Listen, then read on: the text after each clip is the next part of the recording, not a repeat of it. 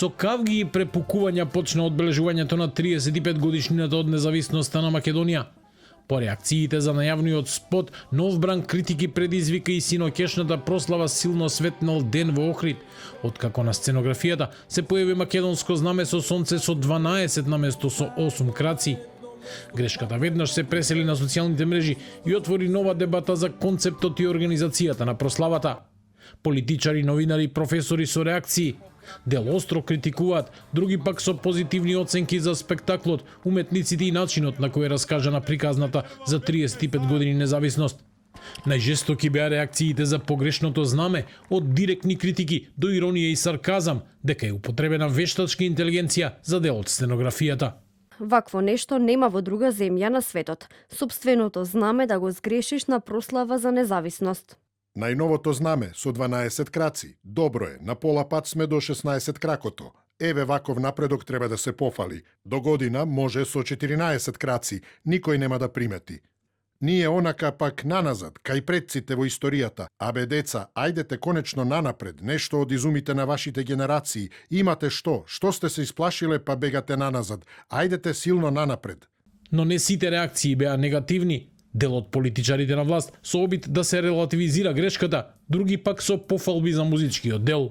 Да, точно, грешка е ова со знамето, голема грешка. Но поважно е што ние 35 години менуваме знамиња, имиња, устави, но никако да го тргнеме европскиот ни менталитет. А во тоа е проблемот, не во знамето. Немој да пееш во Македонија. Ова беше сериозно патување и низ поезијата, историјата, уметноста и сите тие 35 години независност, поинаку спакувано и најбитното. Абе тоа младите, од каде ги извадија тие гласишта? Убавини. Игор Џамбазов вреди секоја пара. Каков уметник. ПС, силно светнал ден, не беше воопшто лошо. Позитивните оценки сепак не ја смирија политичката расправија. За опозицијата, знамето со 12 крако сонце е скандал, за власта уметничка инсталација. Срамно и понижувачки. Милиони евра народни пари троши владата на Мицкоски, а не успеа ниту македонското знаме да го направи како што треба. Тендер патриотите го покажаа своето лице. Повторно, го погрешија македонското знаме. На СДС сега им смета и македонското сонце и уметничката инсталација, каде знамето од повеќе крако сонца се претопува во македонското знаме со 8 краци. Талогот на општеството од СДСМ, партијата која што 2 пати го менуваше знамето, еднаш името, еднаш банкнотите. Уставот е последна која може да говори за понижување на државата. Вратија од ВМРО ДПМН. Иако телевизија 24 побара објаснување од владата како дошло до грешката со знамето и кој е одговорен за неа, до затворањето на дневникот од Илинденска број 2 одговор не добивме. Политичката битка околу прославата почна ден предходно со најавниот спот за 35 години независност.